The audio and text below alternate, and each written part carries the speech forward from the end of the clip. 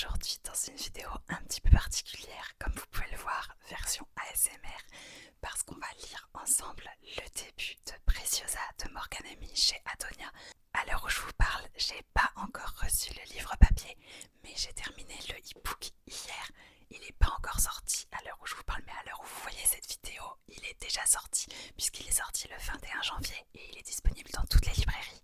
Attention, c'est une dark romance pour un public majeur et averti. Je vous conseille de lire les trigger warnings qu'on peut trouver en tout début de livre avant votre lecture. Et on va lire ensemble du coup le prologue et le chapitre 1 en version ASMR. Prologue, Alessia. Je crois que ça a commencé par un souffle, un mot plus haut que l'autre, qui m'a échappé sans que je m'en rende compte. Puis l'air tout autour de moi s'est retiré, comme la mer qui recule avant que la marée ne revienne avec force. Au début, je ne comprenais pas. Le sol s'est mis à tanguer, la pièce à disparaître. J'étais là, sans l'être vraiment. Perdue, impuissante, sans aucune boussole pour me repérer. Le monde semblait flou, comme s'il avait été aspiré par l'horizon. Je ne sentais que les remous qui m'encerclaient, m'emprisonnaient, sans me laisser aucune chance. Puis la première vague est arrivée. Elle s'est abattue sur moi, m'a traversée de part en part. Des coups que je n'ai pas vu venir, des brûlures salées qu'elle a laissées sur ma peau. J'ai tenté de lutter, de ne pas laisser l'eau gagner, mais c'était inévitable. On ne retient pas la marée, on l'encaisse, on la combat, et on prie pour qu'elle reparte sans trop faire de dégâts. Et dans ce chaos absolu, je cherchais un point d'ancrage, une bouée à laquelle m'accrocher. J'ai cru qu'il pourrait l'être, mais le bourreau n'est jamais le sauveur, pas vrai? Il était là, stable, solide, inébranlable, alors que moi j'étais en train de me noyer, m'enlisant de plus en plus profondément à mesure que l'eau remplissait mes poumons.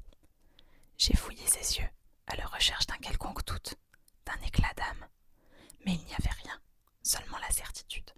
Il savait que c'était un non, que je ne voulais pas, qu'il m'enlevait l'un des droits qu'il s'était juré de défendre. Alors j'ai compris. La vague a pris de l'ampleur, me balançant contre des rochers invisibles qui m'auraient fait hurler si seulement j'étais encore capable de le faire. La douleur s'est répandue dans chacune de mes veines, devenant le nouveau moteur de mon cœur. La mer a tout emporté. Les éclats de rire, la chaleur, même les couleurs. Le blanc est devenu gris, le bleu était partout. Et moi je suis devenue transparente, laissée abandonnée sur la rive, comme si les vagues elles-mêmes ne voulaient pas de moi. Puis il y a eu le silence, brutal, tranchant, presque irréel. Le temps s'est simplement arrêté, entre le claquement de la porte et le battement de mon cœur. Je suis restée là, immobile, brisée, dans l'attente. D'un nouveau souffle, d'un retour, d'une dernière vague qui m'emporterait enfin. Mais comme les personnes à qui l'on tient, les vagues finissent toujours par partir. Elles laissent derrière elles un vide impossible à combler et des cicatrices.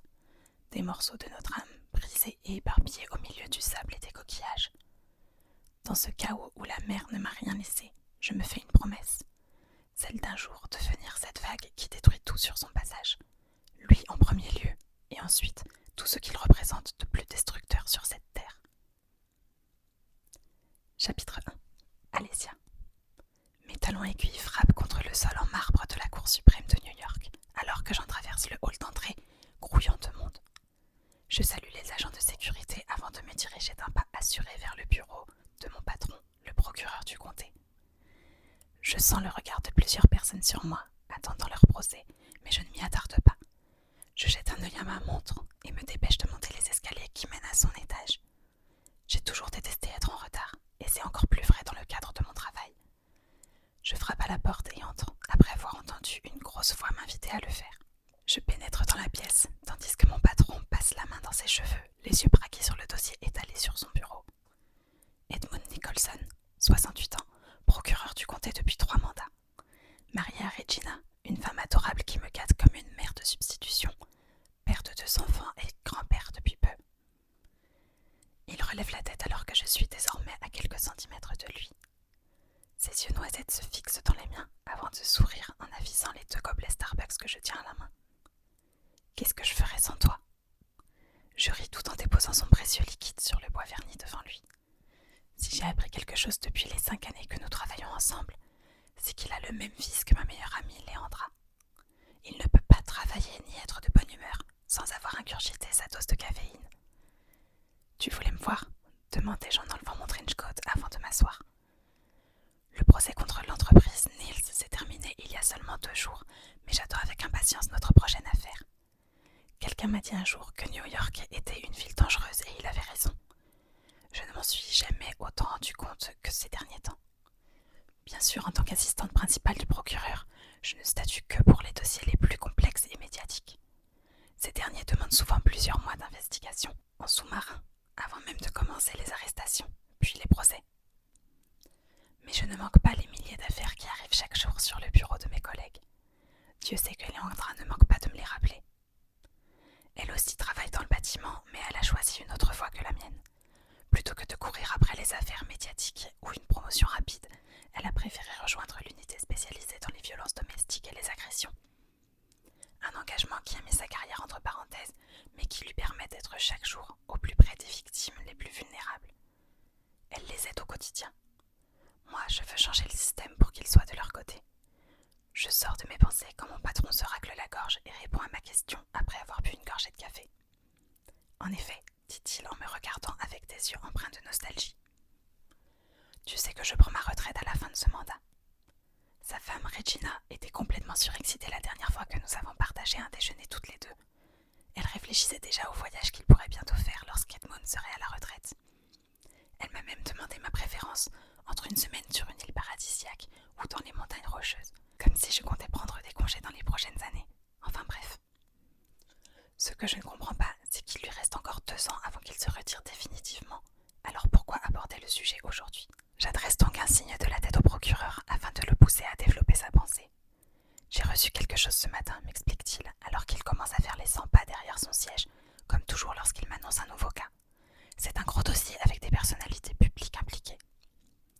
On parle de quoi exactement ? Demandai-je en m'accoudant au bureau, intrigué par cette nouvelle enquête. D'une entreprise familiale qui a la main mise sur tout le monde du divertissement de la côte Est. D'accord, corruption du coup, d'élite initiée. Non, dit-il d'une voix soudainement plus dure. L'entreprise servirait d'écran de fumée pour cacher leur véritable activité. Je soupire légèrement, lassé qu'il joue aux devinettes. Pourquoi ne me dit-il pas directement contre qui je vais devoir me battre ces prochains mois ? Qui est, relançai-je impatiente, l'une des organisations mafieuses les plus puissantes du pays. Ouah, d'accord, ça je m'y attendais pas. Je sens l'excitation monter lentement en moi, familière, presque grisante. Je vis pour cette sensation. Celle de déchirer les masques d'hypocrisie à la vue de tous. Celle de montrer le visage de ceux qui mentent sans scrupule, paradant en page 6 le jour et violant la loi la nuit. Mon père m'a appris dès mon plus jeune âge que la justice est un endroit. Mon père m'a appris dès mon plus jeune âge que la justice est un droit que l'on défend. Il croyait en elle, en sa beauté, en sa force. Moi aussi je l'ai cru. Mais je sais désormais que chaque victoire est une bataille et que la guerre est loin d'être gagnée. Il faut se battre ardemment, à chaque seconde. Veiller à ce que les braises ne s'éteignent jamais. Tu veux partir sur un coup de maître, c'est ça, le taquinai-je. Quand tu liras les chefs d'accusation, tu seras aussi déterminé que moi à les mettre hors d'état de nuire. Je hoche la tête et me relève rapidement. Pas pour prier ni pour faire plaisir à Edmund, mais parce que je comprends que cette enquête, c'est mon moment. Je ne supporterai pas d'être spectatrice, pas une nouvelle fois. Tu trouveras dans le dossier les éléments préliminaires et une occasion en or pour commencer à les titiller, dit-il, en souriant pour la première fois de notre discussion. Nous avons un témoin qui a déposé une plainte contre l'un des membres les plus importants du réseau. Grandiose. À peine au début et déjà une accusation tangible. Cette affaire me plaît de plus en plus. Appelle Cooper pour qu'il te donne un coup de main pour l'arrestation. Pour le moment, je ne veux pas qu'il pense qu'on est sur leur dos, mordonne-t-il lorsque j'acquiesce. On impliquera le FBI si on arrive à récolter assez de preuves contre eux. Je marque un temps d'arrêt, juste une seconde, à la mention de Cooper, mon ex-fiancé. Des frissons remontent le long de ma colonne, mon estomac se nouant. À ses yeux, nous sommes toujours le couple modèle, la future procureure et le lieutenant de police. Si seulement ils savaient à quel point les apparences sont trompeuses. Je sors de mes pensées lorsqu'Edmund se lève et me tend la pochette cartonnée. J'inspire profondément, tente de l'attraper, mais il ne la lâche pas tout de suite. Je pense que c'est l'occasion parfaite pour toi de faire tes preuves et de sortir de l'ombre de ton père. Je le regarde lentement, cherchant dans son regard un sens caché à ces derniers mots. Est-ce que je souhaite faire mes preuves ? Évidemment. J'ai toujours travaillé dur, montant un à un les échelons de la justice pour le rendre fier, même s'il n'est plus là pour le voir.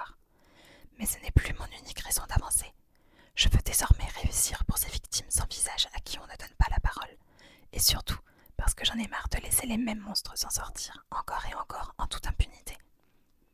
Je suis prête pour ça. Il acquiesce lentement, me jaugeant de son regard perçant. Je le sais, dit-il.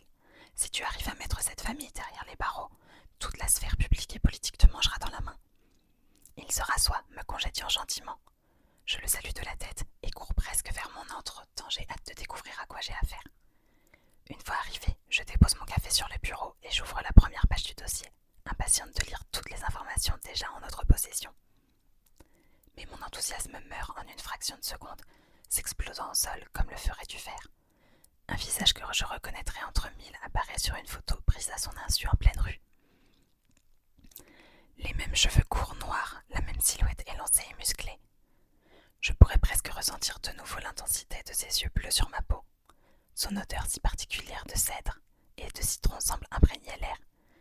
Je retiens un cri désespéré alors que toute la conversation avec Edmond me revient en mémoire. Lorenzo, à la tête d'une mafia, c'est impossible. Je me lève brusquement, faisant les 100 pas dans mon bureau et cherchant à calmer les battements frénétiques de mon cœur. Même respirer me paraît ridiculement difficile.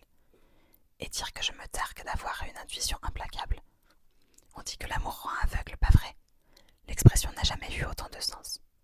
Peut-être que je suis juste meilleure pour flairer les mensonges dans une salle d'audience que dans ma vie privée. Mon souffle se bloque alors que j'entends de nouveau la voix d'Edmond dans ma tête. Il a parlé de chef d'accusation. Je tourne les pages du dossier d'un air absent, comme si je vivais la scène en dehors de mon corps. Mes yeux se fixent dessus et je dois m'y reprendre à plusieurs fois pour les intégrer. Les mots se floutent alors qu'un froid polaire traverse mon corps. Je sens des larmes couler sur mes joues, mais je n'ai même pas la force de les essuyer. Oh mon Dieu, murmurai-je, une douleur sourde me friant l'estomac. Mes sanglots deviennent incontrôlables alors que je revois en boucle les mêmes mots dans mon esprit. Des frissons parcourent ma peau, créant une pellicule autour de moi, semblable à une araignée qui tisserait sa toile et chercherait à m'asphyxier. Je ne sais pas combien de temps je reste assise dans cette pièce. Je me rends seulement compte que tout ce que je pensais connaître vient d'exploser en plein vol, comme les derniers souvenirs heureux de cette période de ma vie. Et voilà, c'était le prologue et le premier chapitre de Preciosa de Morgane Ami chez Adonia. Franchement, j'ai adoré ma lecture, c'était un 5 sur 5, donc j'espère que vous allez l'aimer vous aussi. J'espère que cette vidéo vous aura plu, n'hésitez pas à me dire ça en commentaire, à me dire si ça vous plaît un petit peu les vidéos comme ça, ASMR. Franchement, moi j'aime trop faire ça, donc j'espère que ça vous plaît parce que j'en ai plein d'autres en tête. N'hésitez pas à liker la vidéo, à vous abonner ici sur TikTok et sur Instagram et à me donner vos idées de vidéos pour la suite. Je vous fais de gros bisous et on se retrouve très bientôt dans une prochaine vidéo.